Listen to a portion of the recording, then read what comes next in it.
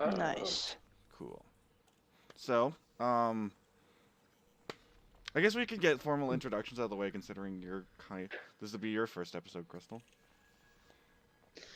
Yeah, are we going with gamer tags or our names? Names, gamer tags, the full words, I guess. Yeah.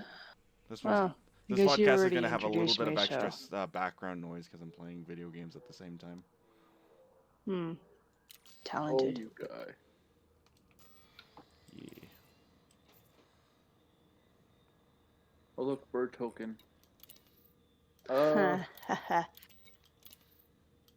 Hmm. so I guess the important stuff to get out first. Well, let's get a little housekeeping here so everybody knows who we are. I'm JoJo. I'm awesome. Crystal, come and on. Okay, I'm Crystal. and I'm Kevin, and welcome to Red Phoenix Cast or something else. It's a podcast. We haven't come up with a title yet. We still haven't come up with a title yet. We really should fix that.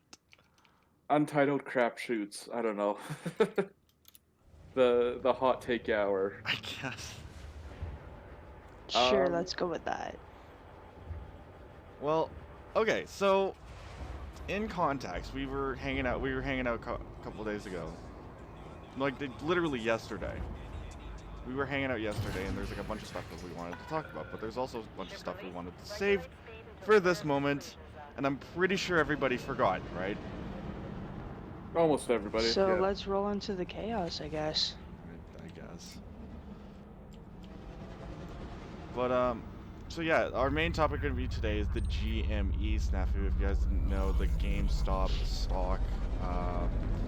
Been getting some extra information on this one because how this is working out. Go ahead.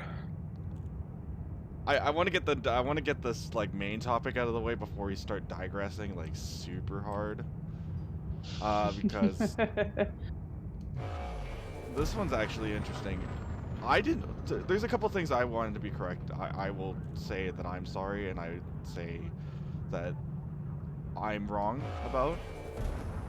Turns out the stock was being shorted over over the amount of shares to be had. So it is kind of on the problem of the people who decided to short the stock. Now, some people might think it's a prank, but I don't know. This isn't a prank, bro. You can't say this is a prank.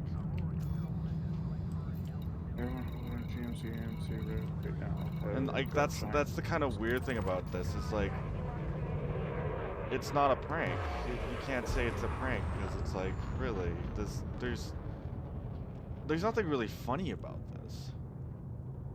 Like this is real money exchanging hands and everything. And to say that it's a prank, it's not. It can't be. There's no way. The one thing that I didn't know is the company itself, GameStop, was not in a good position. Period. So the fact that it was being the stock itself of that company was, being shorted for a reason, because it basically the company was going out the door. Hasn't it been kind of on a downslide for years now? Yeah, it's been on a downslide for years before the pinch. Like it dropped prior to the spike, and it's been the reason why this thing has been constantly shorting is because people just keep like shorting it off the chain, down the chain, right? So prior to the spike, it actually had dropped to about $6 per. Oh wow. So this thing was like super cheap. And that's Holy kind of the one shit. thing that I wanted to touch on is that I didn't really touch on that last time, and it's kind of a big information on that one. So the company was supposed to be doing poorly, like in the verge of like just going on, like not being worth anything. And the actual value of the company is not much. It's about like they said that I think the company value is about 500,000. So that's pretty telling. However, it's not just it's ironically it's not just this company that's being impacted. It's having this is actually causing a ripple effect. So other companies that are they're not that are very super profitable. So you guys remember BlackBerry? Mm-hmm. Yeah, The stock I on hate BlackBerry. the stock on BlackBerry is going up. Really? That's actually Dogecoin kind of is going astounding. up. The stock on like the not the stock but Dogecoin the joke ass Bitcoin equivalent, which Mm. used to be worth like next to zero, went from like a cent to 7 cents like last week. I don't know what it's Wow. hovering around right now, but I know that's what I know. So we So, live in a very interesting time. Yeah, with everything that's going on, I don't doubt that things are gonna get more interesting for this type of stuff. so GameStop actually did get a injection a few years back from a heavy investor. Um, since its inception all the way to 2008, it's had a steady rise. Hmm. Then it kind of dipped into 2011. Coming out of 2014, I believe it again rose. Then it started dipping again about 2017. Yeah, that's 2020, a natural rise and fall of things. Like that's pretty normal. yeah, Like, 2020 how is about. much did it rise and fall within those time frames? Oh, it's measured, but since its inception, it went from I'd say about $5 ish. Into 2005 is worth 983. 2008 it peaked at 61.45 USD. 2011 it dropped to 22.88. 2014 it rose back up to 36.52. 2017 it dipped into 24.27. 2020 is about the time when it hit its lowest of 384. At its peak for this past week alone, it went up to $379.71. That sounds Um, like a significant jump. yeah. So it really peaked, and it did have an injection a few years back. But the fact of the matter remains that it didn't just like. So there are people who do actually legitimately like GameStop, and it hasn't really been on a death knell. It's a smaller company in terms of stock prices. And the problem with that is that when you have smaller companies like GameStop or God, I'm just trying to think of another smaller company. But when you have these smaller So companies smaller who, chains in general?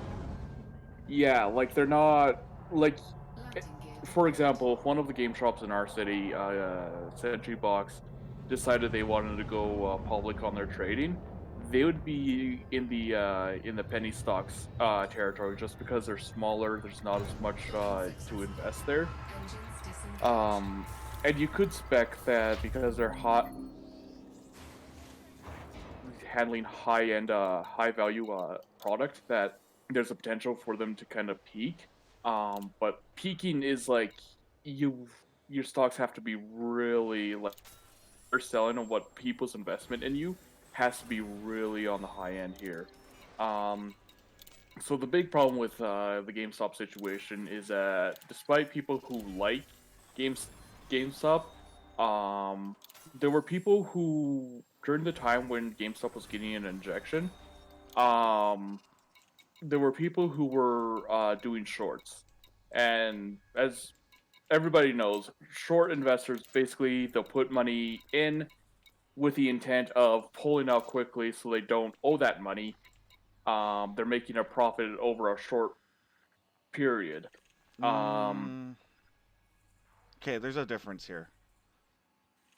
the let me kind of just cut in because there is a thing you are kind of missing in that there. The point of a short is to you're betting against the company. That's like Yeah. or you're betting against that stock. The thing with a short in this case is yes, you're putting in you're trying to make money over a short term. So say like it's like 1 to 3 months that generally. So this might Mhm. play out for a little bit. It really depends on how where this company is going to close, and I'm not really too sure because this can go either one of two ways. Either the current situation is they if they do close it in the negatives, and they're going to lose a lot of money on this. I'm However, kind of thinking that that's going to be where they do land up, is in the negatives. however, Well, they're already in the negatives. yeah, they're already in the negatives. That's just it. That doesn't mean that they have to close right now. The thing is that if they close now, this whole situation's basically over, and they lose a lot of money. They get to lose. They only lose half of the half of the fund. If they keep Hmm. going, there's a potential for the entire hedge fund to go bankrupt. But there's also a potential for the entire thing to rebound in their favor. The and Now, that's aren't they where on the verge of bankruptcy as it is? it's weird like that. Yeah. One of the hedge fund companies actually got an injection of over $100 billion from its parent company to shore up its debts and just get things resolved. And that's the thing is they'll. I honestly think in this case that will be the big ticket item is these cash injections are going to be coming into because if worse comes to worse, most of these hedge funds will get a parent company injection, like you said. So it's most likely not going to be much of a scratch off their back, and then we lose one major hedge fund versus Well, the ver, problem with it is if a hedge fund is going to lose so much money, and the parent company can see the writing on the wall, they'll basically give it one last injection, encourage a hedge fund to pull out, and if a hedge fund pulls out and goes bankrupt, they file for bankruptcy, and the parent company will basically cut their losses and try to move on. mhm. Um, this whole situation screams mass exodus of hedge fund companies. Basically, they're all going to try to pull at the same time. Stock is absolutely going to tank, and a lot of people are going to lose a lot of money. But Um, and here's the issue with that. Like this has a rippling effect across the entire marketplace. Because if the thing is when I said this in a on a Facebook group chat. You can't use emotion with it when it comes to like business and trading and that kind of thing. The sad reality of it all is that there is a lot of emotion in the trading world here right now at being used, which is unfortunate because again, like I said, it's numbers. Like you can't the numbers don't lie. The numbers is what it is. And you can't really just you kind of have to take it as it is. Hmm. In this is the one case where I'm kind of hesitant on where and seeing where this goes. And I really I might not be a financial advisor, and this isn't particularly financial advice, but if you're just looking this on the outside, don't touch it. Don't don't put your money into this. I tend to agree with that. It um, it's not as much as the funny thing is my a friend of mine who's been keeping his eyes on this. He's been watching where the price has been low and fluctuating, and it's been kind of interesting. They said that it was on sale, but here's the thing: is if I was any person on who worked for GameStop or owned like stock in GameStop who bought in really, really early, this is a really good time to exit. Oh Like, no, when it hits its over $300 peak, that would have been the mhm. perfect time to exit. That, yeah, no, but even still, I think, let me check the GME stock. Let me check the stock price on this thing. All right, so give me a 5-day window. It's So it sitting at was like, $69 yeah, right now. it's dropped to $69. So even if you bought in at the $6 mark, I think your exit at $69 is still pretty good because you're making a return like a retarded return. Yeah, but if you weren't in for the long haul, exiting at the $380 peak on Friday, January 29th would have been your Oh, it would have been great. would have yeah, because You would have you made would have out like been a making bandit. yeah, like even if you took maybe two shares, you would have absolutely made out like a bandit. Hmm. And there's at this point, it's better to watch it because the biggest thing about it is um I'm gonna encourage people to get into it, not because I want to see people throw away their money. Like I'm gonna preface this with a disclaimer that We're if not you do stock. it, No, we're not stock. One, we're not stock investors. I mean that's putting aside the point. Um, One, if you do it, don't expect a massive return. Two, Hmm. you're not doing this for the sake of making money. You're doing this because you're You doing it can. for your own It's not reasons. guaranteed. Yeah, but but I'm gonna say anybody who wants to get in now, be very careful, but do it at your own behest. And I say that because as it sits, it is fluctuating between $68 and $70. And the more people who get invested in it, long term, this is actually going to hit those hedge fund companies. And the problem with how things are looking for those hedge fund companies, like they're not hurting as much. One company getting a debt relief package is not enough to shift the market significantly. That's one company that might go belly up because they can't pull out now. Hmm. Um, but the mentality that went into this was these guys are basically never gonna learn any moral lessons, so let's stick it to them.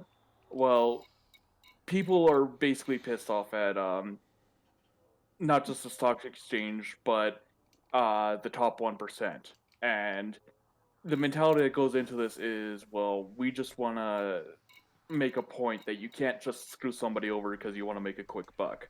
Um, and so it's kind of it's a ripple effect down the market too, because anyone who's watching this, and I guarantee you, all the major companies are looking at this and watching and chewing on their nails, and they're going, "Well, what happens when these guys get bored with the game with a GME and come to us?"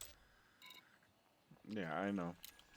Yeah, The and one thing that I find it very interesting, and this actually, I think this dates back to last podcast, but last week's podcast, but the fact that they tried to go the legal system route was, in my opinion, the most comical crap in the world. It definitely seemed a little hilarious on that.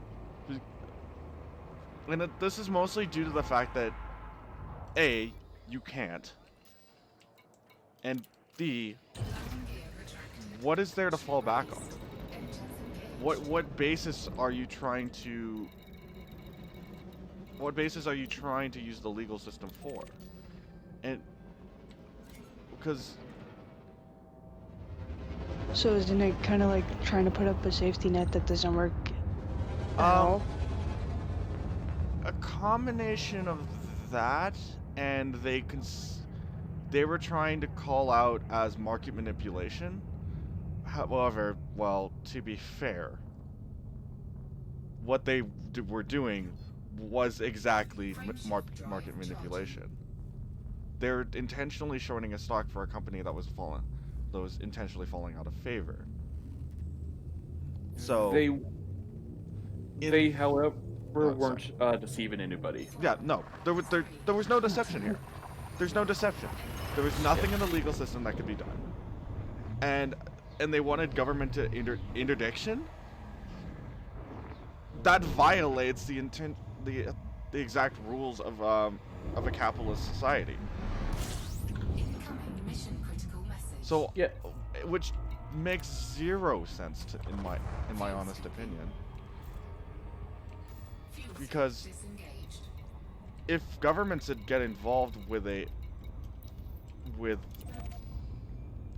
markets, what's to say for them to do it again? You know, because the last time we actually had a government interdict in a market in the market was literally The Big Short, and I don't mean the movie. I mean like it was an economic. It literally was an economic disaster. Yeah. It, at this point, there are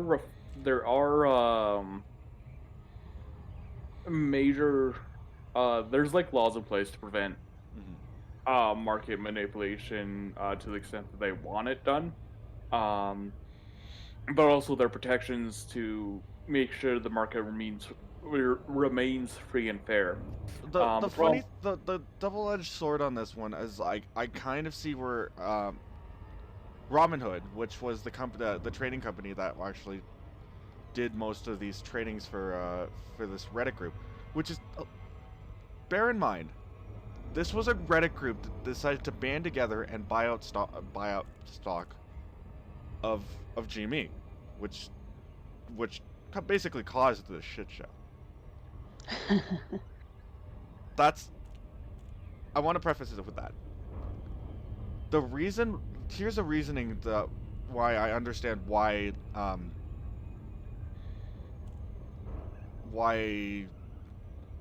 Robinhood decided to like limit how much trading would happen,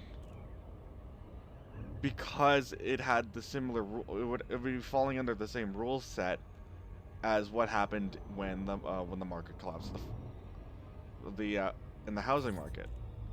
mhm. That entire housing market collapse had a similar vein to this, and that's I can understand where they're coming from. It Yes, it seemed a little shady that they were pulling the plug on GME stock for that.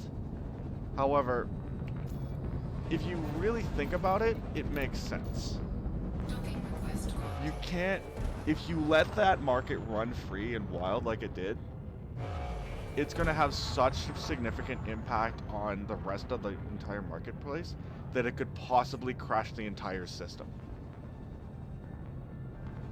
Hmm. Yeah, their biggest concern was they're trying to protect their investors, but you're right, they are trying to protect the system that if we end up if somebody ends up or a bunch of somebodies end up owing more money than they can afford to pay out, Landing gear deployed. there's gonna be no chance for them to bounce back. And like the biggest thing with the stock market, I think a lot of people kind of misunderstand a lot of things about finance in general. Mm-hmm. And I'm not gonna say that I'm a professional on it, but it's easy enough to kind of understand that a if there's no companies to buy in, then there's no money to be made. But b, If there's no um, money moving, there's nothing happening.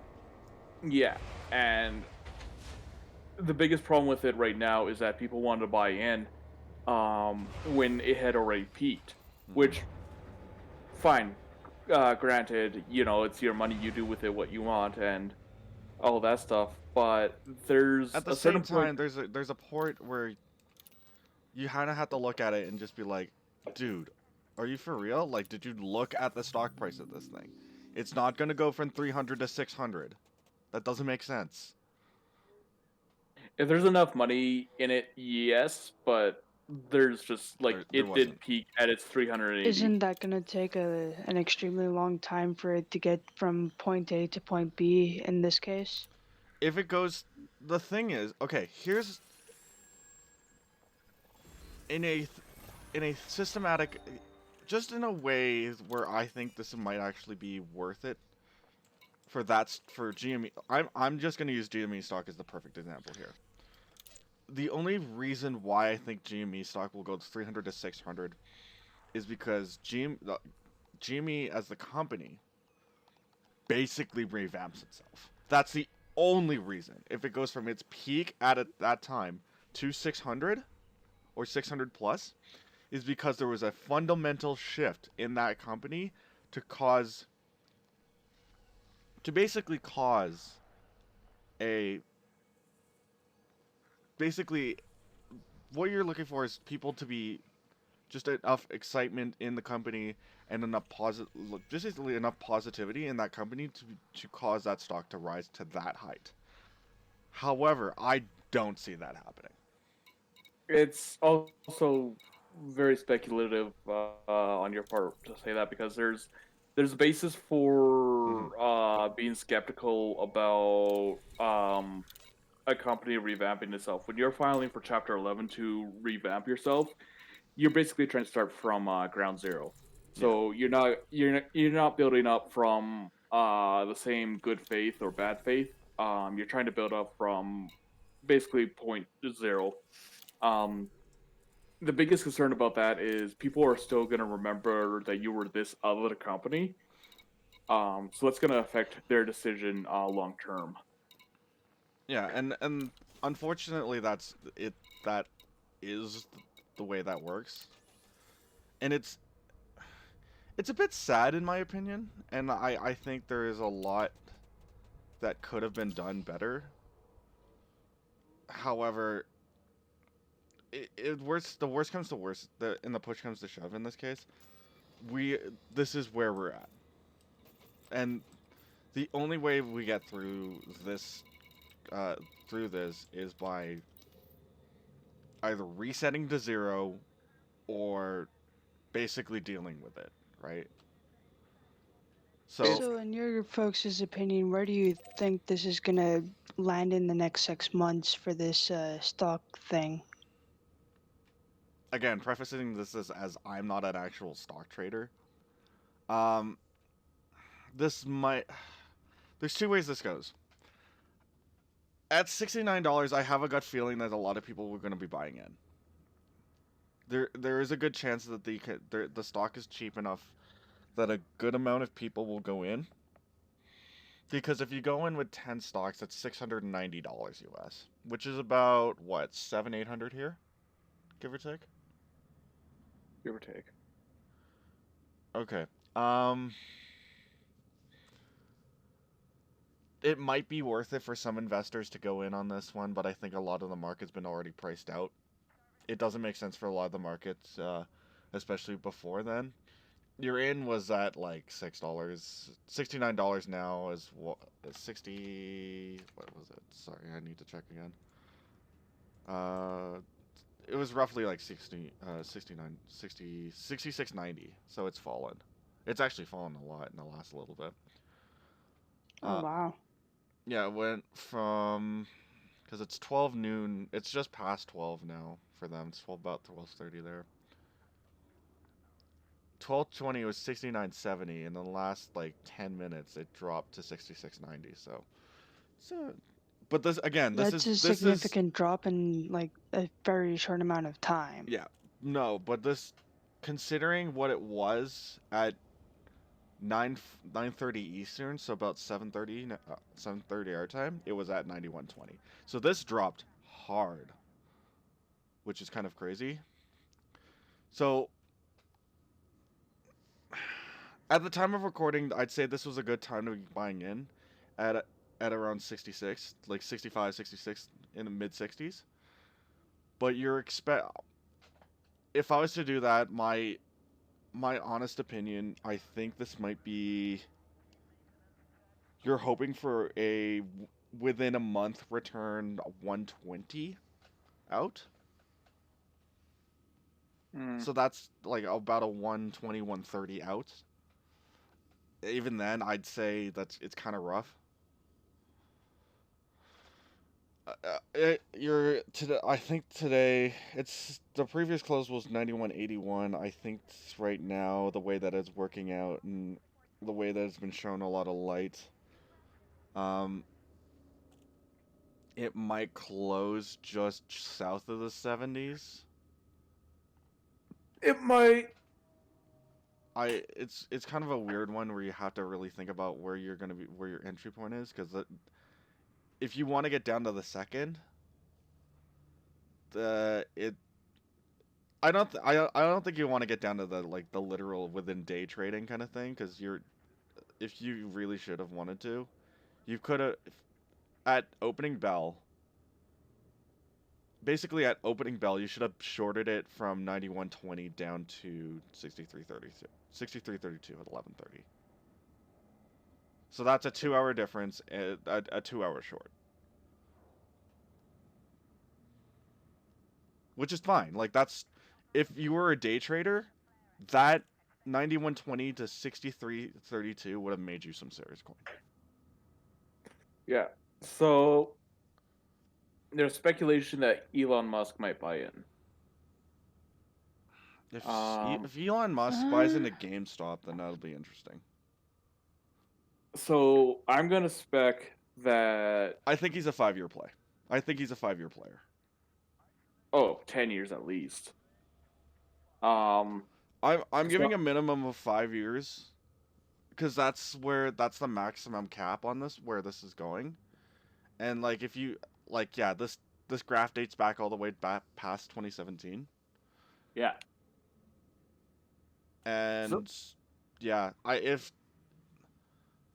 if Elon Musk gets in now at about 66.40 66.24 and it again, I as of we're recording, this thing is fluctuating. I'm watching the screen right now and it's gone red, green so many times. oh yeah, it's If Elon bouncing. Musk goes in, I think there's a lot of people that are going to be coming in within suit, but I think I think Elon Musk if I was Elon Musk right now, I'd be a little hesitant. I'd be looking I'm looking for a reasoning to go in, right? I'm looking for a really good reason, not just like a meme reason or anything, but a real like company decision style. Why am I going in on this company?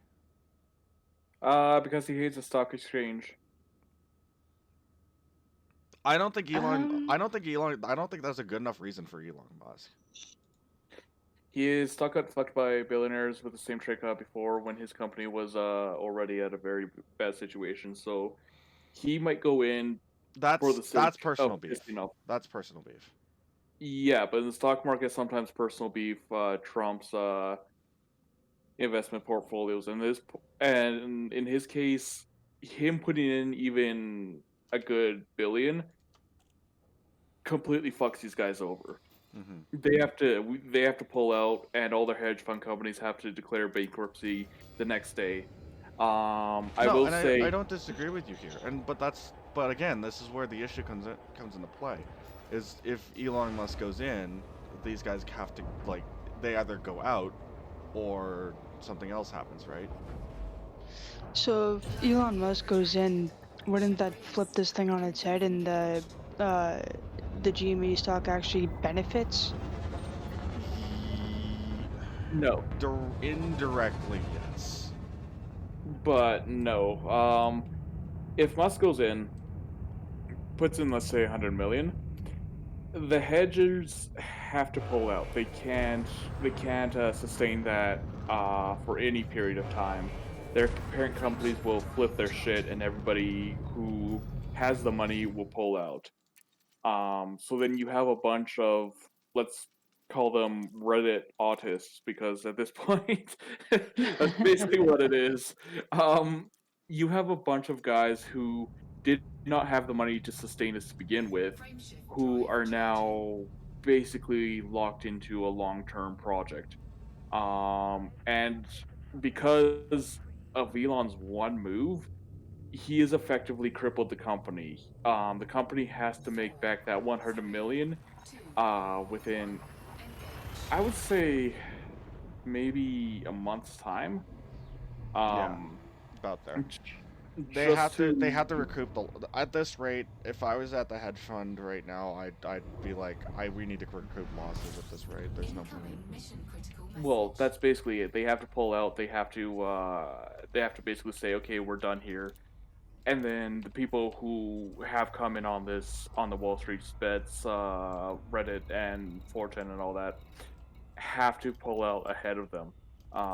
So then you're specking on when the deadline for that is. As soon as Elon goes in, everybody's coming out. And that's gonna hit the I hedgers. mean, if he goes in. Yeah, if he goes in. I'm gonna hedge my bets on saying Elon is a very possible bet. I would give it a 65% on him going in. If he Really? doesn't, yeah, I would say 65 at least. He hates the hedgers. They fucked over Tesla, and if he has a reason to really hit them hard, he's gonna hit them hard just to annoy them. Um, I see, but that kind of just goes against my logic in this case because I'm like, I don't understand why you would have a if you do have a personal like vendetta against like hedge fund companies in a general sense. It doesn't make sense to get them backlit in this way. How like it makes in that sense it makes the most amount of sense for Elon Musk, but I as a company slash like Wouldn't that give Elon executive. Musk a bad name just to go after a vendetta? no. No, yes and no. It He'd depends be the on working man hero. it would. In a general sense, yes. The point is there's two sides to this story in here. So, certain stories, and I think a lot of them, certain stories will depict him as a crook in this case, which is, in my opinion, real freaking dumb. And a lot of the Reddit and the Redditors and whatnot are going to hail him as a hero. Oof. Which is sort of weird. Yeah, it's tough to say if he's a hero or a villain in this case, because to be fair, there is none. There is no hero or villain in this case. It's really dependent on how it's portrayed via the story. Again, the facts are the facts. The facts are the facts here. You can't, but how you show the facts will show how Elon Musk will be portrayed in this case. So I think Reddit's gonna hail him as a hero if he goes in, and if he's looking to sort of get a fan base in this case, that makes the most amount of sense. Yeah, it's at this point, it's good press for him if he does. Even if he um, provokes more people to go in, just with his presence alone, um, it's going to have a ripple effect, and he's just going to be positioned as the guy who encouraged people to crash the stock market. In a general sense, yeah, but it's like again, it's not you're not crashing a stock market. You're crashing a portion of it. Yeah, but that's kind of like they're even writing articles now that this thing's basically over. Um, and the reason why they're doing that is because they want to discourage people They're from playing damage investing control, again. dude. Like this is damage control. Yeah, yeah. They want people Uh, they want people to turn their eyes away from this. well, they want people to stop being investing in it because right as it is, like I'm reading the Do you have the the Reddit? subreddit Do you have now. the? Yeah, I was gonna say, do you have the subreddit pulled up? Yeah. Okay. Cool. The way it's looking is that everybody's preparing for round two. That doesn't surprise me, at all. Um, Like at all. and Oh wow. if round two kicks off with even Elon putting in 100 million, expect this thing to explode within the next couple weeks. So I'm gonna say 65% chance that Elon kicks off round two with entering the arena. If Elon does not kick off round two, I could very really see it peaking at 380 again. And I say this because Mm-hmm. what happened once happens twice, and if enough people are invested on the second round, and Message. believe me, this is gonna explode on the second round. Mm-hmm. Um, So, like lightning striking the same place twice in a way of speaking? yeah, except this lightning's controlled by Thor, so and what a coincidence on timing there. This thing's absolutely gonna explode on round two. Mm-hmm. It might start off slow, maybe in the first week, but as soon as we come out of the weekend close, there's gonna be people behind it. And the biggest reason why is that there were enough people who are already invested in just watching it the first round. So Um, my issue with this thing for round two is if Elon Musk goes in on round two, there might be bigger investors that go in and follow him and not really so much as a small guy anymore. no, it's a heavily volatile stock as it is.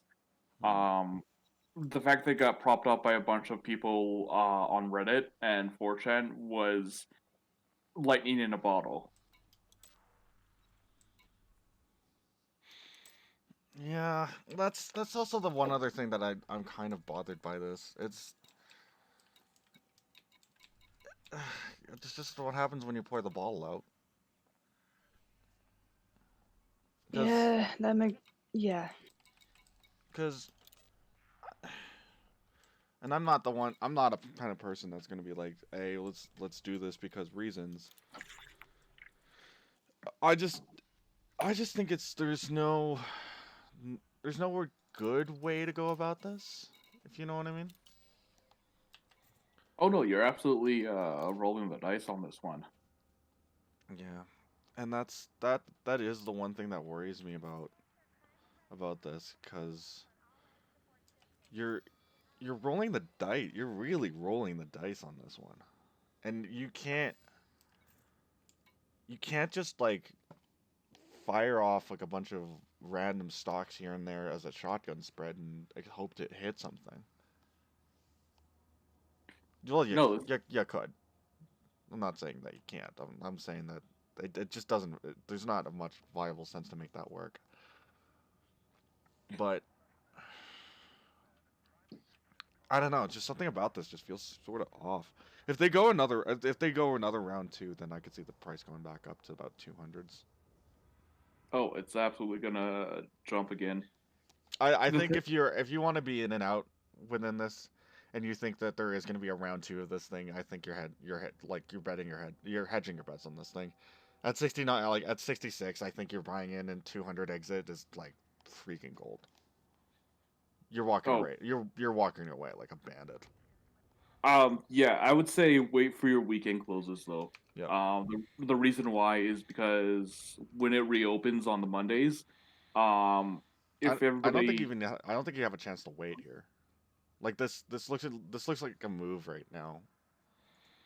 yeah, like Because Robin Hood is absolutely terrified of. oh dude, it went sub. It went sub. It's like 55.70. It's 65.70 now. Nice. So Like I said, yeah, if it no, like I think my logic stands checks. Because if you get it in I 65, still you guys get personally out of feel like 200. this is betting against the house. oh yeah, and the house is losing 100%. This is the one time the house is losing. Yeah, like if you want to bet against the house and get a decent payoff, go in for round two. Do it now because as soon as round two actually starts, you're not gonna get it. Yep. So do it now while it's on the downturn. And if you're not certain about it, pull out by the end of the week or by the end of next week. Yeah. And even then, like you might lose a couple bucks here or there if it still trends down by the end of the week. By the weekend, I think honestly the weekend trading is really going to be the one thing to be paying attention, because the only time the markets actually closes on Sunday. So Saturday is going to be the real big ticket watch. And man, I'm prepping the popcorn for this thing. It's going to be a shit show. Yeah, this thing's dropped a lot. Oh yeah, like if I as soon honestly as think maybe in the next, if we might just keep an eye on this as a going story for next week as well. See where this goes, because yeah, it's fallen. It's getting under 65. This looks like it's yeah, poised to go under 65. yeah, like if I could buy into it, I absolutely would buy tomorrow Hmm. because if it drops enough, like if it hits 50, I'm not scared of losing money because that's low enough that like you're not gonna notice it either way. Like a code 50 is nice, but you're not expecting that money to come back anytime soon either. No. Yeah, I want to watch the graph on this one because I think this will be very interesting. It's on as we're talking right now, it dropped under 65, so Beautiful. Huh. it's on a steady decline. No, as for something like this, I would not touch it because it seems way too up and down. Hmm. Oh No, man, go. that's fair. It's really dependent on how you're looking at the graph right now. Like I'm flipping between the 1 day and the 5 day graph. And I think there's a couple people that are buying it at 64.50. That's a lot. I'd ride this. I'd actually just ride this out. I think this thing is gonna fall further. So I Oh Anyway, yeah. wonder where it's going to be let's by wrap this this up. time Let's next wrap up week. this portion of this because we could talk about GME stock all day. I swear to God, we could do this all day. Like I hate Well, to be the financial podcast, but we're not a financial podcast, ladies and gentlemen. We are None of this, us have a background in finances or investments or anything like no, that. not anywhere near close. Um, so switching over, uh, things have been happening in the world of gotcha games. Uh, uh-oh. I mean, like this is actually kind of a good thing. So Now, can you explain a gotcha game for idiots like myself who don't know what it is? let me put the definition in. So the definition in this case is video games that implement the gotcha or toy vending machine mechanic. Similar to loot boxes or prize crates in video games, gotcha games induce players to spend in-game currency to receive a random virtual item. Uh things have been quite interesting in this world for this as you so I think one of the biggest companies is MiHoYo. Am I saying that right? It's yeah, mihoyo, mihayo. It's MiHoYo, like MiHoYo. I, yeah, So hopefully they've we don't butcher released that. two pretty successful, I'd say pretty successful back-to-back games. With Honkai Impact Third, which was released what year is that, Kev? I think that was like 2016. I know I started back then. Yeah, about there. And then their most recent one, was just actually sorry, not Honkai Impact, but Genshin Impact. And that's been real hot tickets for a lot of people because let me just check who's on. It's because who's on the roll right now. Zhao is on the roll for this, and it's been a a lot of people saying that he's basically husbando material, and I'm kind of surprised. Hmm. Uh, even Forbes is getting in on the action by reporting on this one as well, which is quite strange. And I'm not used to that actually. Um, I Right. think both local streamers, DioFest was on playing it a little bit. She was on last night playing it a little bit. There was a lot of other people that were playing it a little bit. Um, and it's been an absolute. Honestly, it's such a nice like chill pace game to play. Even though it's basically button mash simulator. To be fair, like they built those games on a mobile basis. That way, you're using your two thumbs. and then Honkai Impact is more. It's so fast paced. I'm not gonna lie. I kind of like the fast paced nature of Honkai Impact Third, but Kevin, you know, I think I'll let you take over this one. I think you understand Honkai Impact Third the most. So The game what's sounds on the like roll? tendinitis waiting to happen. A little Uh, bit. Who's on the roll as of right now? right now, Asuka Langley from Evangelion's on the roll, and believe it or not, we're I don't know 20 days away from the event ending.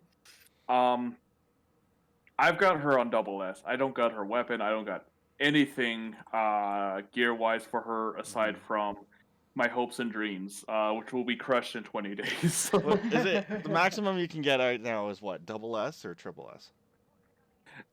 You could definitely triple S her if you really roll the gotchas, but that's rolling them.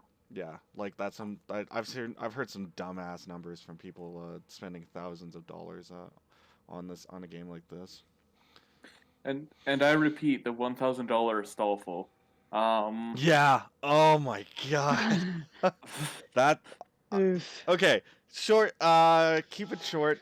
Keep it short, Kevin. But tell us. So please tell us, everybody who didn't know about the $1,000 Stolfo. Please tell us about that one.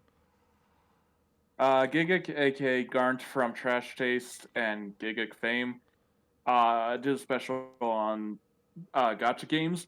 He explained they had a budget of $1,000 for 1 month to roll his gotchas. He did 3 games. One of them was Fate Grand Order. It took him $1,000 to get to the Astolfo. Not even a good champion. Just, hey guys, I want to get an Astolfo, and sure enough, he gets it after spending about $1,000. That's. That's such pity. That's like, oh hey, we'll just give you Ouch. your wife. We'll give you your waifu finally. That Uh, sounds like it hurts a lot. Oh no, it's. Oh, they just dropped the fourth chapter. did they? Eighth angel invades now. Oh, nice. So But yeah, so gacha games are just like they're really dangerous to get into if you're not willing to invest hours upon hours in investing. Um, just get your waifus. Don't do it. I think a lot of like the grinding games, so the games that are like super grindy. So like Fate's the worst out of this, which is kind of comical in a way. But there's Fate, there's I think you could start wrapping up some of the other games, like some of the normal games, so like an adventure games and similar in that same vein, because there's a lot of grinding when it comes to it, and you're needing specific items. And it doesn't the separator between an actual gotcha game and just a normal adventure game is that gacha aspect, which is huge. Yeah, if you're never rolling for like gacha is basically luck based. You got to be able to get the crystals. You got to be able to get the in-game currency for Hmm. your rolls, and then you have to get really lucky on your rolls. I've seen people who have rolled absolutely like hundreds upon hundreds of dollars for their waifu, and it's just been like, oh, okay, well, they get all this other garbage, and it's just like, oh, I You guess I'm not rolling today anymore. Yeah, and it is kind of sad in a way to see that see that happen, but I honestly think the big difference is like being able to roll this. Like if one of the favorite games that I'm playing, and you can kind of hear it in the background, is Elite Dangerous. If you Oh had yeah, to roll for your ships, oh my god, that would be everybody. terrible. Like, just imagine a loot box style model in something like Elite Dangerous, like, but it's only in game currency. That sounds like pulling your hair out type of Oh, insanity. I will say this for sure. It's one of the ships that I have on Elite Dangerous took me 62 million credits, which is their in-game currency. I know, sad. Uh, to fully build to how I wanted it to be. Oh, nice. Ouch. Now, is this as bad as the FIFA games? Oh, much worse. No. FIFA games is on a whole nother level. I something like FIFA games is just so bad because and some of it's like in some countries this actually has been banned, which is I'm not that surprised. However, something like a gotcha game is I think it's kind of legal considering the fact they give you a full option, even though it is a very restricted option. They give you an option that to play the game without putting any money into it. Yeah, And like you don't have. Go ahead. the irony, do you know what's the irony of it all? Magic the Gathering is the What's ultimate that? gotcha game.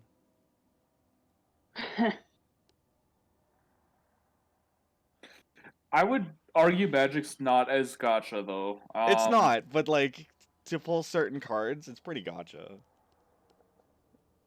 Isn't that with like any TCG? Yeah. Like, am I like I'm technically not wrong, but anyway, what? All right, couple. I don't know if I have anything else there to touch on. That was like the two main topics I do want to touch on. Anything else from you guys we want to talk about before we head out? I actually wanted to bring up a subject very near and dear to all of our hearts. Just give me a Uh-oh. second to give everybody the thumbs up here. Come on, guys, thumbs up, thumbs ups. Come on, thumbs ups. Come I on. don't understand what you're doing. Trying to get everybody to do a thumbs up for each other. That way. You know we can't see each other, right?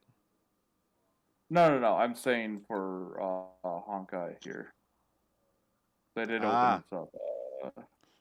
I'll take on priority by myself later. The luxury of being able to multitask. Exactly. It does require that I open up my internet browser though. So yes, thank you. So Crystal, can I bother you for another $10 on that Essica? Um, Whoa. On Essica. stream, wow. Oh my Yes. gosh! Wow. So I'm looking at the Kaldheim spec list or face-to-face prices. Essica God of the Tree is worth $16. Vornklex is at 35. This is like the regular non-foil copy? Yeah. Varigoth Bloodsky Sire, which is I guess he's only a foil, is $9. Coma Cosmo Spirit Serpent, sorry, is $12. Orvar the All Form is worth $14. Yeah, so not a great god, not a bad god. Starnheim Unleashed is $8. Okay, can you? Goldspan. Oh, never mind. I was just looking to look it up myself, actually. Okay.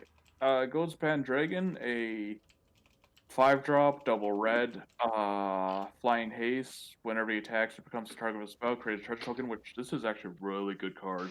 So, can you let our viewers know what? Yeah, give us a little bit of context of what we're doing, what's going on, and what prices you're using here. So this is on Kaldheim. So this is specs before the set actually drops a day in advance. And these are regular cards on face-to-face game. No foiling, no extended borders, yada yada. These are just base stock cards. The most expensive ones right now. 33.47 US. So No, as far as face-to-face goes, it's a Canadian price guide, I believe it is. yeah, mostly yeah. They do ship around, but yeah, for the most part, it's just Canadian pricing. So this is just like in Canadian dollars, which is going to be hyperinflated. Well, not hyperinflated, but inflated. So where do you think these prices are going to land by the time the prices kind of calm down and go on a pretty level streak, I guess? So Gruul good stuff is gonna be uh, a standard deck um, for the next 7 months. I guarantee it. Um, I would say Goldspan Dragon stays around $20, might jump up to 25. It's a 5/5 with flying and haste that gives you an extra treasure token when it swings, or becomes the target of a spell, which traps you in a really bad situation It's a either way. mythic. Goldspan Dragon has an additional ability. Treasures you control have sacrifice this artifact, add 2 mana of any one color. So That this is thing, actually pretty amazing.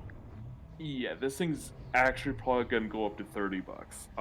Just because I don't see it working in other formats, but in standard and commander and even probably historic, um, it's going to do things. 2 extra mana for a 5 drop 4/4 flying haste. That creates a treasure token for either being a target or uh, assaulting your opponents is a big thing, and the fact that it ramps your mana, pretty good. Hmm. So this is the So what are card. your folks' ban calls? Uh, So I'm also trying to look through this, trying to find a couple of cards on that I'm looking for. Yeah, my personal ban call might be the new Tybalt spell. That's it's a, really high. I'm gonna say that's a 50/50. Um, just like the deck. Um, So shots okay, let fired. me let me give some context. Tybalt Cosmic Impostor is the backside of Valky, God of Lies, and the market price for this thing that I'm reading off MTG Stocks is 2870 US. Oh I wow. what the reason why I'm kind of questioning it is where do you see this going? I wasn't meaning the walker slash god. I'm meaning the actual Tybalt counterspell. Oh, I forgot what it's called. To both trickery. You counter a spell. You look. You call 1, 2, or 3. Mill that many What's off the the name? top, and then to both trickery. Yeah, it's Tybalt's trickery counter target spell. Choose 1, 2, or 3 at random. Its controller mills that many cards, then exiles cards from the top of their library until they exile a non-land card with a different name than that Hmm. spell. They may cast that card without paying its mana cost. Then they put the exiled cards on the bottom of their library in any order. Okay, I have a couple of thoughts. And it's 1 in a red at instant speed. I I could see why there's the implications of this card being used here. There is some decks that are running it with some of the Eldrazi because you cast that spell without paying its mana cost, and it's a way Yeah. to cheat out the card. Problem is, I'm looking at this and the graph on this thing is throwing me a bit of a looper here because it went down. Sorry, I'm trying to also request doc. Docking request granted. It's 100% a YOLO deck. Because it went on the pre-release about last week, January 20th. It was pre-selling for $6.88 market price on average to $8. It went down to about $5.64 market price and was just hovering around that high 5 line. And now it's been hovering around 737 marketplace 696. Ah, I there's no Docking successful. like Engines disengaged. it's been hovering around that $6-7 mark, like the $5 to $7 mark for the last like week and change. I don't see this going anywhere, really anywhere. It feels like it's a flat line. So, Hmm. I unless this actually puts up like actual tournament numbers, I can't see this being any worth. I hate standard. Also, I don't like standard specs. It's such short term, and you have to be in and out within that short term. So, standard aside, I can see this being Commander and Modern, maybe even in Legacy at some points. Commander, no. Commander, there's too much to hit in your deck, and you only have one chance to hit it. You basically have to play that certain lands, like a ton of certain lands, and then with one or two cards that have the same name. You're better off trying to play shoot, what's the Cav? You know Zinger's certain deck. What's the deck name again? That's the Jeskai one, and it goes into Thassa's Oracle combo. Kaikar. Yeah, what's the namesake card on that? Divergent Evolutions, I believe. Divergent Transformation. Yeah. Divergent Transformation. There we Okay, go. that's the card I was looking for. So you might like for EDH, you might as well be playing like Divergent Transformation to make that work. Yeah, that's fair. Because in standard it makes a little bit more sense. In Pioneer it makes a little bit more sense. In historic, there's no spec for historic. I'm gonna be very if you're just okay. I'm gonna preface this with this. I'm saying this more as a person who plays Magic the Gathering, not the person who's speculating on Magic the Gathering cards. If you're speculating on historic of all the formats in all the formats in the world. And I'm saying this because historic is a Magic Arena so far only format. I don't know what Wizards is going to do with it. If you're speculating cards for historic, my question is why?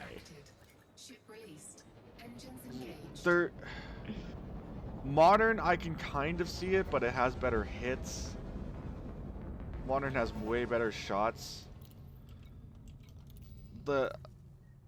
I honestly think if you're trying to speculate on certain cards for historic, you have a better chance. Sorry, if you're speculating for cards for Pioneer, you have a better chance. If you're speculating for cards for Modern, you have a better chance. Historic, I just cannot see it as a format, as a paper format at all. So you think it's going to be only a digital format? It always has been. Like until there's a deep enough card pool to merge both historic and Pioneer together, I think they're still gonna call it Pioneer. I still hate the name. What would you call it instead of Pioneer? Not Pioneer. I'd have to think about. I had to sit on that one because I don't know what to call it because it's like it's not really. What's pioneering about it, right? Like crazy waving hands trying to figure out why, right? Huh. What's so pioneering about it? The fact that the fetch lands are automatically banned, so you're not playing like 4-color whatever. Oh shit. In all honesty, it's just that it's. I don't see a particular reason why to spec this card. It's been flatlining since release. Since its start, and unless it's making tournament results, I don't see a reason to play it. So everybody go into the next historic event to prove JoJo wrong. We'll flood the Are you really gonna just like buy out Tybalt's trickery just to spite me? Oh no, I'll make sure everybody else does that. Oh my god, dude. why I do do have something that I do kind of like it, and it's surprisingly cheap. Um, Urgon God of Death slash Throne of Death right now is sitting at $1.44 average US, 119 119 market price US. That's surprisingly cheap for a card that has for at the oh wait, wrong card. I picked the wrong card. God darn it. Oops. Man, don't you just love it when you can't figure out what you're doing? Yes. I see. Okay, I swear it's one of the black gods. There it is. Turgid God of Fright is sitting at what? Okay, 1139, so I can that makes a lot more sense. Huh. Turgid God of Fright. It's 5 mana, 4/5 legendary creature god with menace. Whenever an opponent sacrifices a non-token permanent or discards a permanent card, you may put that card onto the battlefield. Uh, you could put that card from a graveyard onto the battlefield under your control. The backside doesn't matter. Like, if you really cared about the backside, then sure. But Interesting. let's be fully honest with ourselves. The backside doesn't matter. No. So, I honestly think that card is nuts, and I think it might be a $20 rare. I just at 1139 right now. I think you might want to wait for more packs to be popped out, and I think you can get under. I think you can get under 10.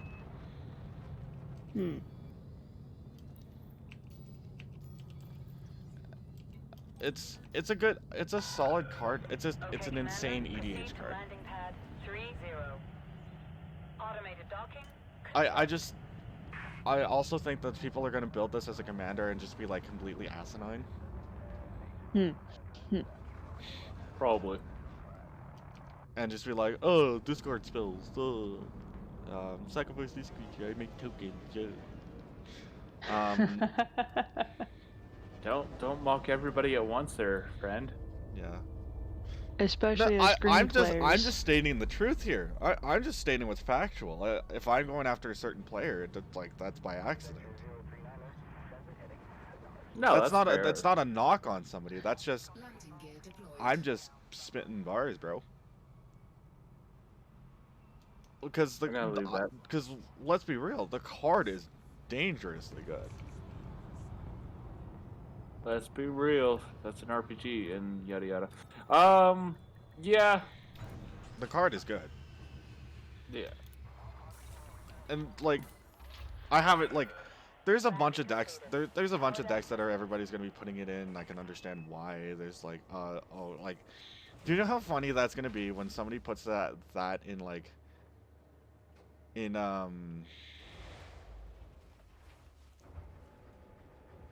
shoot, what's the Grixis commander that draws a shit ton of cards? I don't know. Kevin, it's like its own namesake deck, but it's the Grixis commander who wheels whose main deck is basically just wheels.deck. Nikasar. Thank you. Yeah. Oh, that guy. Yeah. Cause Nekusar goes wee. discard your hand. Draw new cards. Here, let me take all of this off of you.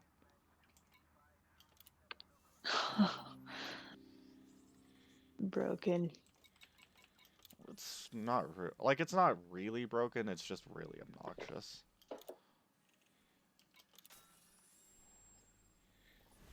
Narset friend. Yeah, but Incoming mission critical message. I will be fair to say that it's other than a certain amount of decks that want it, I don't see a lot of decks that want it. It's not at every black deck plays this card. Hmm. So, So I have one of these. Owl runs Epiphany. Create 2/1/1 bluebird creature tokens with flying. Take an extra turn after this one. Exile Owl runs Epiphany has foretell of 4 and double blue. Is worth $9. Extra That turn sounds cards. super strong. Yeah, so you're creating 2 birds alongside getting an extra turn, which is generally something that your opponents don't want you doing. tell me how many opponents that actually want you to take an extra turn ever. Period. You're not wrong. But yeah, it's a decent card. I think it's gonna see some play in certain decks, especially because it's originally a 7-drop. So you're paying 8 mana to play it later, basically. Which is fine. I think it's gonna see some play in maybe it's gonna see some play in Commander for sure. Mm-hmm. I think as maybe a $6 to $8 card is where it's gonna sit, which is not bad for a card like that. Sorry, what was the buy-in price again? Right now it's about $8. I think it might go to bulk status before it does that. It just might. I think this is a good pick on the premise of. I think a lot of people are gonna overlook this card in the when they see something like Time Warp or Time Walk. This just gets overshadowed by that, and then I think a lot of people are gonna finally come back to seeing this card, and they're like, "Oh wait, this card exists." So. Oh, for sure. I like it. I like this pick. It's something. I think it's something that's really you can be acquired for very, very cheap, and then it's about a year. I think that might be a year hold or two, and I think your profit returns are going to be good. Probably, yeah. It's like I wouldn't buy into the card as the 100%. This is gonna make my day type of card. I think. Oh yeah, no, this is a break in bulk. This is a break. That's a bulk breaker. That said, if you wanted to buy in on like massive quantities, do it. Yeah, but not at $6 a card though. No. Although $6 a card is pretty fine for this. Like I said, it creates 2 creatures. Honestly, that being $6 and Lightstep like the pathway cycle, they finished off the pathway cycle, and it's cheaper than that. I don't know, man. The pathway cycle's getting some play in Modern, dude. Yeah, it might turn that way. The one thing that I've noticed with, especially when it comes to MTG Finance, is like lands are good. Period. Oh yeah. So these pathways being except as cheap for islands. No, I'm kidding. These pathways being as cheap as they are, I think is just kind of a shoe-in. Oh yeah, like $9 on per land. Search for Glory is at 250. Which is kind of bog standard for it. So I didn't expect to go higher. I didn't expect it to go lower. It's kind of in the middle for me. Oh wow, your most expensive pathway as of right now is Bar Channel Pathway, Tide Channel Pathway. 369. What's the price? Buy-in is 369 US, market price 385 average. Foils are at 610, 636, and there is a full art version. I'm pretty sure that's a little bit more expensive.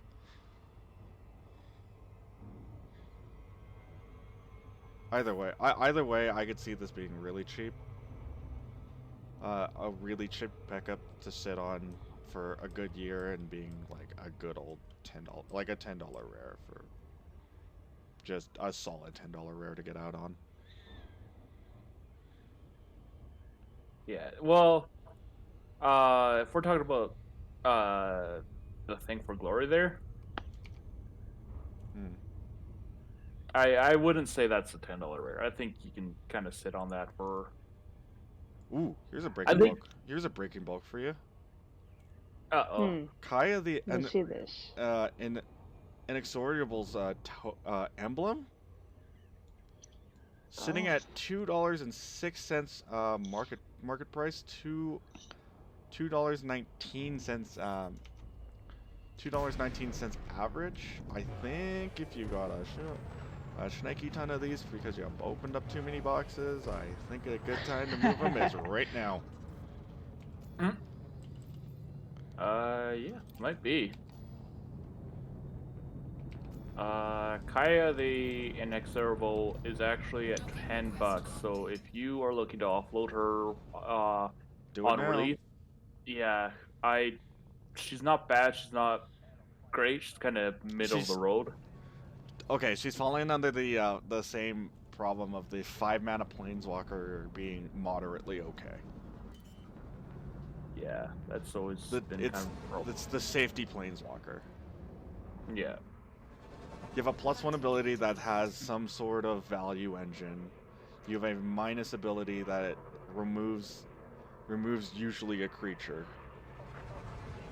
And you have an ultimate that's like cool, but like it's hard to get to.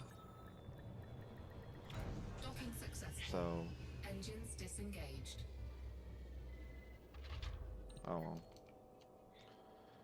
So I'm gonna say, 'cause this one's actually been on my list for a while too. In Search of Greatness, is an $8 card. At the beginning of your upkeep, it's an enchantment for double green. Beginning of your upkeep, you may cast a permanent spell from your hand without with CMC equal to 1 plus the highest CMC among other permanents you control without paying its mana cost. If you don't, scry 1.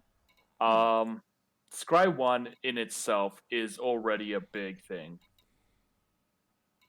And then you're adding basically the ability for somebody to willy-nilly toss anything onto the board, assuming they have the CMC already on board for it. I think that's just an escalating problem.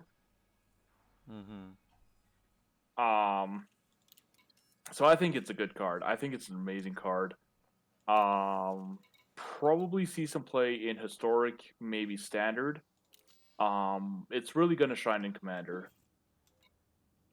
No, that card is just a good commander card for a 2-mana enchantment to do that kind of ability. And the worst comes to worst, you scry 1 on your upkeep is just good. Oh yeah, like it's Like it's a power. the only downside is not having a hand. Yeah.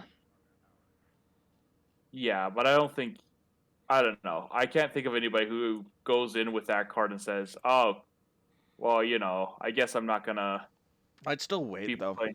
I think Yeah. I think your better chance is getting a couple of foils of those, and like sitting on them for a while.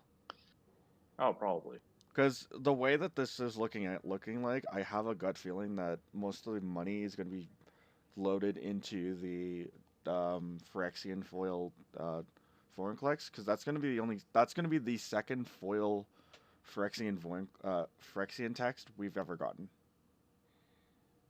Yeah, we haven't really For old some elves people, that it's one, going to eh? be their first, because like the first one is the Judge promo.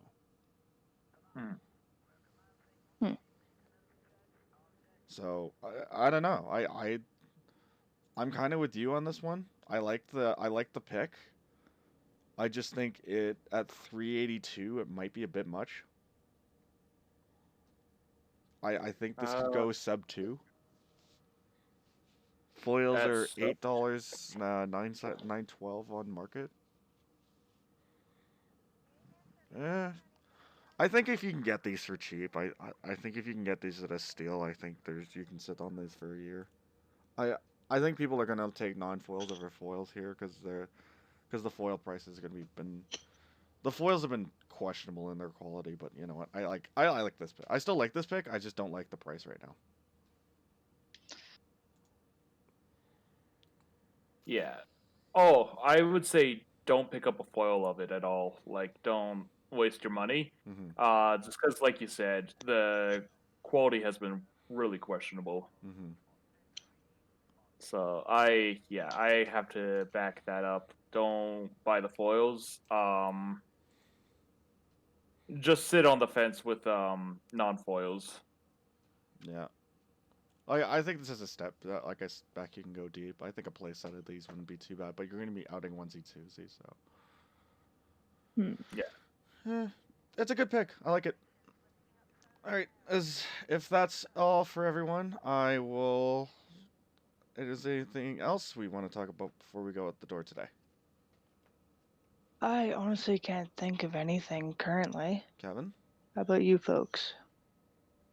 Uh, no, I'm pretty good. Perfect. And that's it. That's all. Then we are going to be out. So you guys next week uh, on another episode of Untitled Podcast Week because we haven't figured out the name yet.